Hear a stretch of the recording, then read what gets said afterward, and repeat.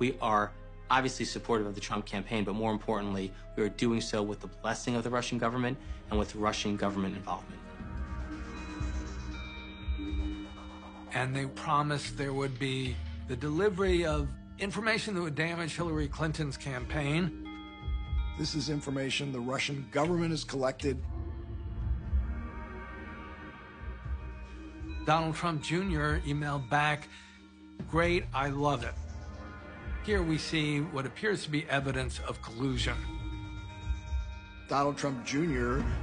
forwarded the emails to Paul Manafort, then the campaign manager, and Jared Kushner. They both sat in on the meeting. Conspiracies are very easy to enter into if indeed there was just a tacit agreement furthering that conspiracy. Boy, they're in, and they're on the wrong side of the law. Trump being pressed early on in the campaign for a list of his foreign policy advisors. The second name he mentions is Carter Page, PhD. No one had heard of Carter Page. He had worked for Merrill Lynch in Moscow. He had been an investor in Gazprom and a quite vocal defender of the Putin government, a critic of sanctions. Carter Page traveled over to Moscow with permission of the Trump campaign as a senior advisor to Donald Trump. Washington and other Western capitals have impeded potential progress through their often hypocritical focus on ideas such as democratization, inequality, corruption, and regime change. The Steele dossier alleges that Carter Page met with Igor Sechin, who is head of Rosneft, the enormous Russian oil company. Sechin happens to be very, very close to Vladimir Putin. Sechin was his closest friend in the intelligence services. They came up with a scheme by which sanctions would be lifted on Russia. In return, when parts of Rosneft were sold off, a huge portion of it, I believe it was 19% of it, would be diverted. This could have been another way to funnel enormous cash resources to Donald Trump or his family. America's European allies were picking up things involving interaction between figures associated with the Trump campaign and Russian agents of influence that they were very disturbed about.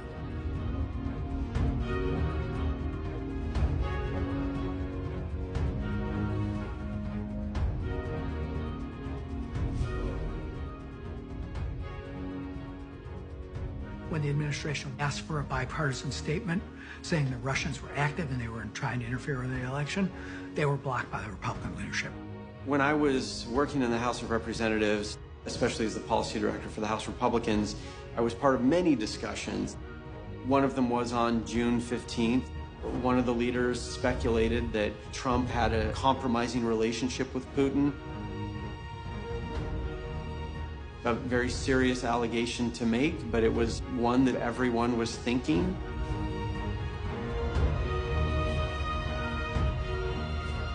The leaders were afraid to stand up to Donald Trump for fear of being attacked by his Russian troll army.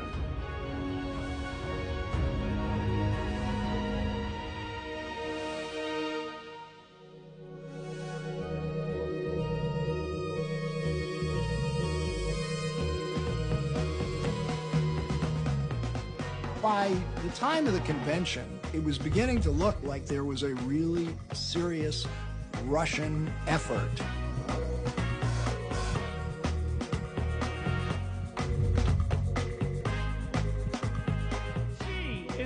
Michael Flynn had become a top national security advisor to Trump. Lock her up! What concerns me, again, from a counterintelligence perspective, is the pattern that Flynn has established. Flynn goes to Moscow, sits next to Vladimir Putin at a lavish RT-sponsored event. Just like in the United States, you don't get to sit next to the President of the United States without any planning. He takes money from the Russians, from RT, which is nothing more than a propaganda arm of the Kremlin, then says he didn't take any money. Were you paid for that event? You'd have to ask the folks that went over there to well, I'm asking you.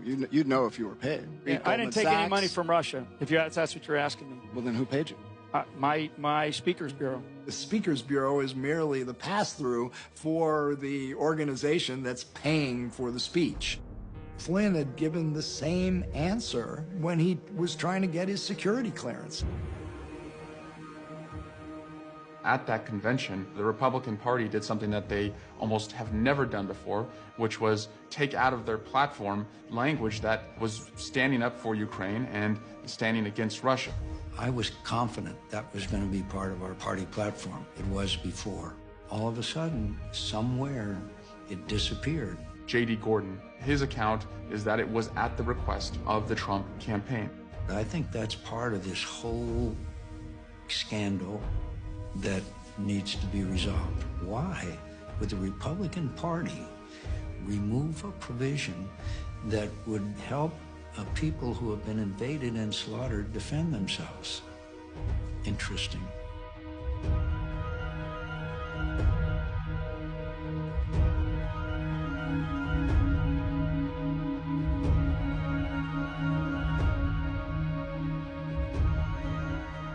When we went into the convention, we had to contend with that first drop of emails. Just that DNC employees, Russian actors, they were in communication or in touch with Julian Assange at WikiLeaks. And then they published that data in a way to help Trump and hurt Hillary Clinton.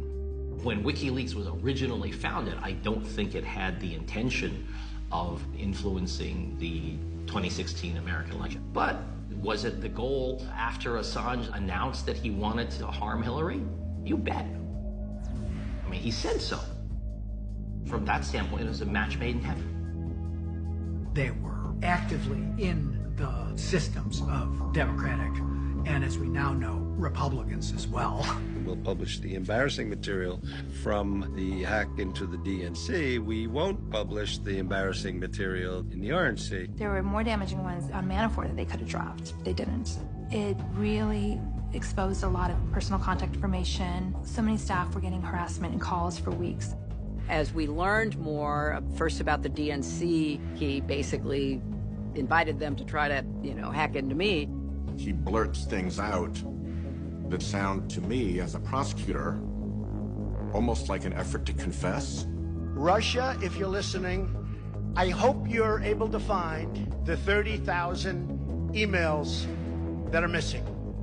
If you were, in fact, conspiring with Russia and encouraging them to help your campaign and signaling them as to what you wanted them to do, I think you will probably be rewarded mightily by our press.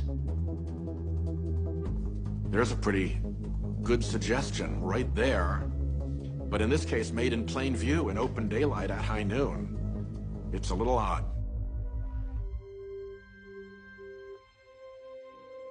Campaign was over.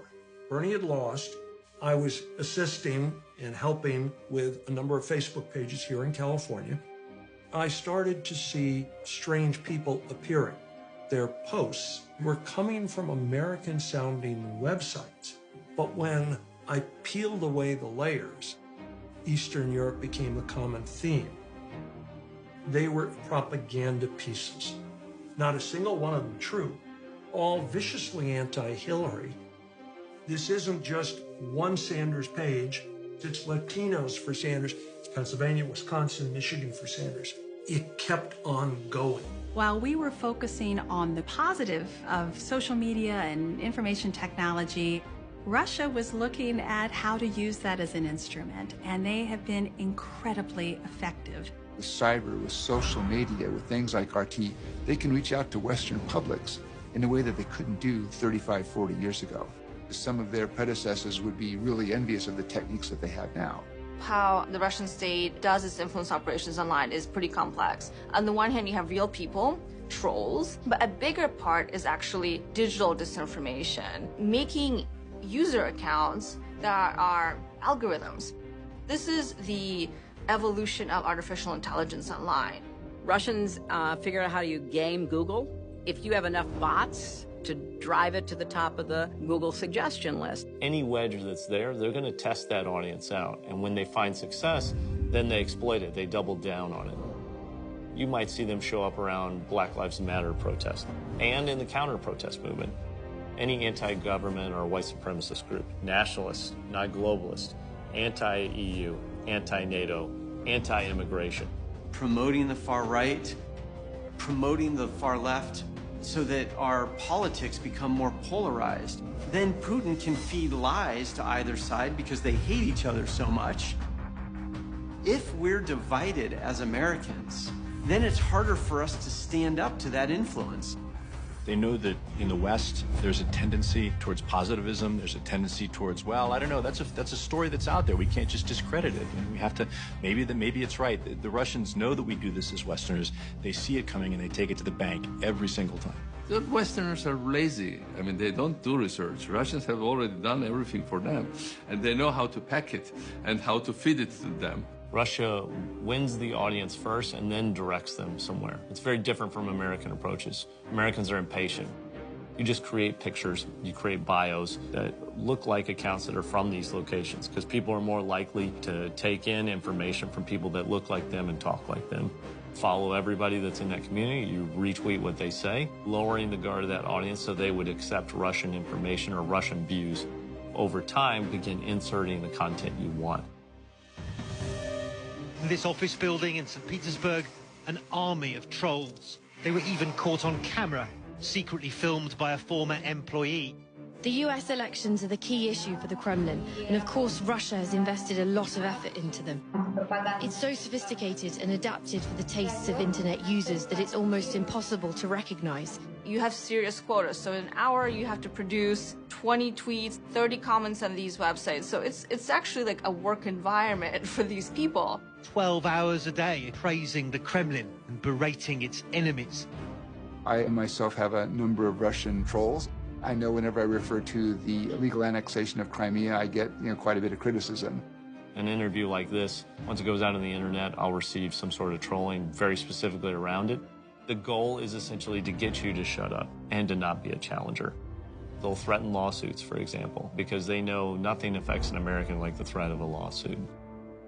If you're operating in Europe, the closer you get to Moscow, the more your physical life is actually in danger. They can try and break into your bank accounts, hack you financially. And if they can't get to you personally, they'll target your family. They create false stories, seeded out there to try and destroy your reputation. You plant an idea, a fake story, a lie. It will take on a life of its own, and you don't have to do the propagating. The audience will do it for you. Seth Rich was a campaign worker for Hillary Clinton. He turned up dead. The Seth Rich story was that he was the one who stole the Democratic Committee emails. There's no evidence to support that. To date, it's an unsolved murder, but it's propagated both by the alternative right, but also by groups like WikiLeaks, even to the point where you had Russian ambassadors show up and say, I think there might be something to this Seth Rich story. That doubt that's there really covers your hand over the longer term. And sometimes the most outrageous are the ones that you think that you don't want to dignify with a response to, but that I've subsequently learned that's a kind of dangerous proposition. John Podesta said, let's go, over to the pizza place, and all of a sudden it's a story about a child trafficking ring in the basement, which doesn't exist, in the pizza place. Resulted in a person who had been reading this stuff deciding that he would deputize himself.